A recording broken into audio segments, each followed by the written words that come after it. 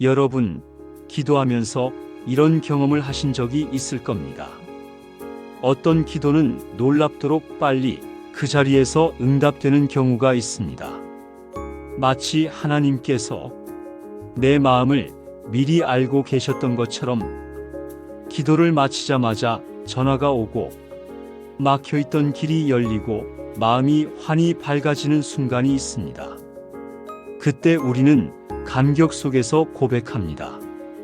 주님이 내 기도를 들으셨구나. 하나님은 살아계시는 분이시구나. 눈물이 터지고 감사가 차오르고 믿음이 더욱 견고해집니다. 그런데 또 어떤 기도는 그렇지 않습니다. 아무리 간절히 매달려도, 아무리 무릎을 꿇고 밤을 새워도, 아무리 금식하며 부르짖어도 마치 하늘이 닫힌 것처럼 느껴질 때가 있습니다. 내 기도가 천장을 뚫지 못하는 것 같고 하나님은 침묵하시고 나는 여전히 같은 자리에 멈춰 있는 것만 같습니다.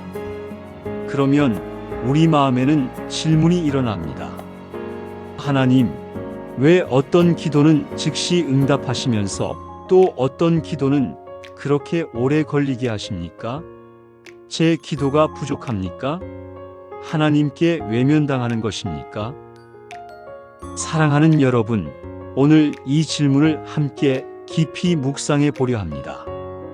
이 시간을 통해 하나님께서 우리의 기도를 어떻게 다루시는지, 그 속에 담긴 주님의 지혜와 사랑이 무엇인지 다시 한번 깨닫게 되기를 소망합니다. 먼저, 즉시 응답되는 기도의 특징은 무엇일까요? 성경을 펼쳐보면 하나님께서 즉시 응답하신 사건들이 있습니다. 갈멜산의 엘리야가 드린 기도가 그렇습니다. 그는 주여, 주께서 이스라엘 가운데 살아계심을 보이소서라고 기도했습니다. 그 기도는 길지 않았습니다. 1분도 채 걸리지 않았을 짧은 기도였지만 그 순간 하늘에서 불이 내려 재물을 태워버렸습니다. 사람들이 두려움 속에서 무릎 꿇고 고백했습니다. 여호와, 그는 하나님이시로다. 그 짧은 기도가 즉시 응답된 것입니다. 또 사무엘상 1장을 보면 아이가 없어 눈물로 기도하던 한나가 성전에 올라가 마음을 쏟아부으며 하나님께 간구할 때 제사장 엘리가 내 기도를 하나님께서 허락하시기를 원한다라고 말했습니다. 그리고 곧 사무엘이 태어나는 응답이 주어졌습니다. 신약에서는 나사로의 무덤 앞에서 예수님의 기도가 있습니다. 예수님은 이렇게 기도하셨습니다. 아버지여, 내 말을 들으신 것을 감사하나이다. 그리고 나사로가 무덤에서 걸어 나왔습니다. 이런 장면들을 볼 때 우리 마음은 감탄합니다. 주님, 저도 이런 즉시 응답을 경험하고 싶습니다. 그런데 이 즉각적인 응답에는 공통점이 있습니다. 첫째, 하나님의 뜻과 완벽히 일치한 기도였다는 점입니다. 엘리야의 기도는 자신의 명예가 아니라 주님, 살아계심을 보이소서라는 하나님 중심의 기도였습니다.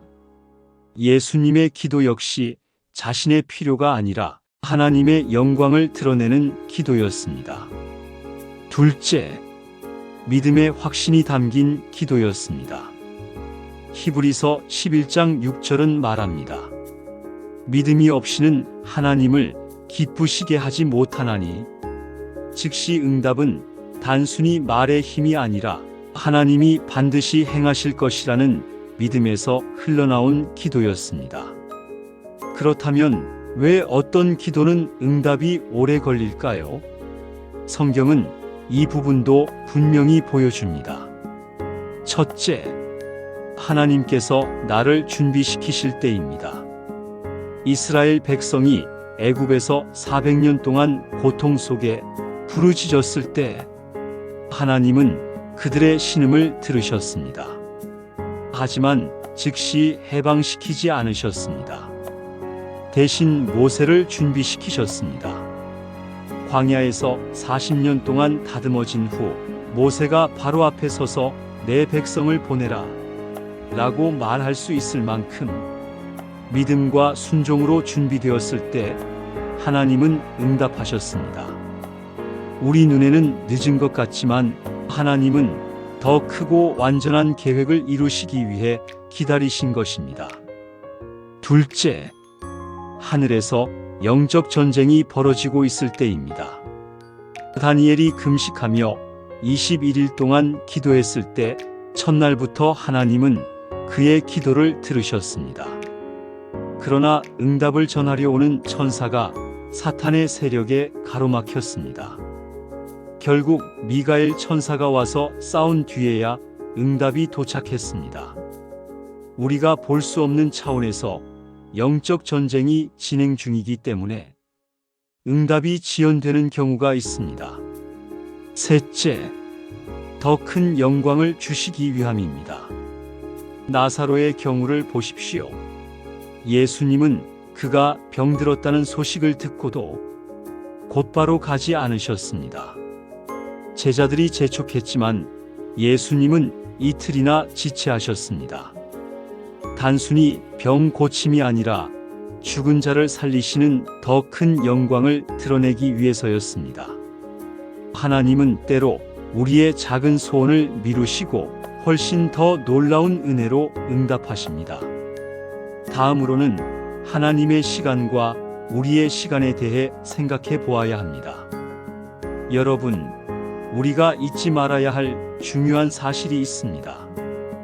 하나님의 시간 개념은 우리의 시간 개념과 다릅니다. 베드로후서 3장 8절은 말합니다. 주께는 하루가 1000년 같고 1000년이 하루 같으니라. 우리는 지금 당장이 가장 좋다고 생각합니다. 하지만 하나님은 가장 선한 때를 아십니다. 우리는 빠른 응답을 원하지만 하나님은 완전한 응답을 주십니다.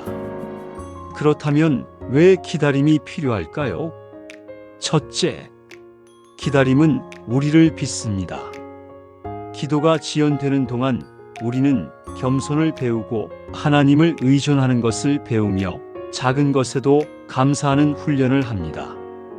둘째, 기다림은 더 큰 응답을 준비하게 합니다.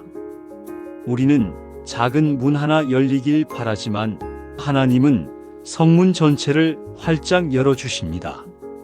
셋째, 기다림은 하나님께 영광을 돌리게 합니다. 즉시 응답은 하나님의 능력을 보여주지만 지연 응답은 우리의 믿음을 단단하게 하고 끝내 하나님께 더 큰 영광을 돌리게 합니다. 그렇다면 기도가 지연될 때 우리는 어떤 태도를 가져야 할까요? 첫 번째 태도는 회개와 정직입니다. 기도가 막혔다고 느껴질 때 내 마음을 돌아보아야 합니다. 숨은 죄와 교만이 기도의 통로를 막을 수 있습니다. 정직하게 고백할 때 다시 하늘이 열립니다. 두 번째는 끝까지 포기하지 않는 끈기입니다. 누가복음 18장의 과부처럼 포기하지 않고 끝까지 부르짖는 기도가 결국 응답을 가져옵니다. 세 번째는 말씀을 붙드는 기도입니다. 내 감정이나 상황이 아니라 말씀에 근거해 기도해야 합니다. 주께서 말씀하시기를 내가 너를 버리지 않겠다 하셨습니다. 이 약속을 붙드는 기도는 흔들리지 않습니다. 마지막 네 번째는 공동체와 함께 드리는 기도입니다. 사도행전 12장에서 교회가 베드로를 위해 간절히 기도했을 때 옥문이 열렸습니다. 혼자 기도할 때는 지칠 수 있지만 함께 기도하면 끝까지 갈 힘을 얻습니다. 오늘 우리의 삶 속에서는 이렇게 적용할 수 있습니다. 오늘 당장 감사 일기를 써보세요. 응답되지 않은 기도 제목 옆에 이미 받은 은혜를 기록하세요. 다음으로 기도 파트너를 정해 보세요. 함께 기도할 사람을 두면 낙심하지 않게 됩니다. 그리고 작은 순종을 실천해 보세요. 응답을 기다리는 동안 작은 말씀 실천부터 시작하세요. 작은 순종이 큰 응답의 그릇이 됩니다. 사랑하는 여러분, 기도에는 즉시 응답도 있고 지연 응답도 있습니다. 하지만 둘 다 하나님의 선하신 뜻 안에 있습니다. 즉시 응답은 하나님의 살아계심을 경험하게 하고 지연 응답은 우리의 믿음을 자라게 합니다. 그러니 낙심하지 마십시오. 여러분의 기도는 결코 헛되지 않습니다. 오늘도 여러분의 기도는 하늘 보좌에 쌓이고 있습니다. 하나님은 반드시 응답하십니다. 때로는 지금, 때로는 기다림 끝에, 때로는 우리가 상상할 수 없는 방식으로. 그러므로 오늘도 기도의 자리로 나아가십시오. 응답이 빨리 오든 오래 걸리든 그 모든 길의 끝에서 우리는 고백하게 될 것입니다. 하나님은 내 기도를 들으셨고 가장 좋은 길로 응답하셨다. 마지막으로 마무리 기도를 드리겠습니다. 마음을 잠시 가다듬고 마음속으로 따라해 보십시오. 사랑의 하나님 아버지, 어떤 기도는 즉시 응답하시고 어떤 기도는 기다리게 하심을 감사합니다. 지연될 때에도 낙심하지 않고 주님의 때를 신뢰하게 하소서. 내 뜻보다 주님의 뜻을 먼저 구하게 하시고 작은 응답보다 더 큰 영광을 바라보게 하옵소서. 오늘도 기도의 자리를 지키게 하시고 끝까지 주님만 붙드는 믿음을 주옵소서. 예수님의 이름으로 기도합니다. 아멘.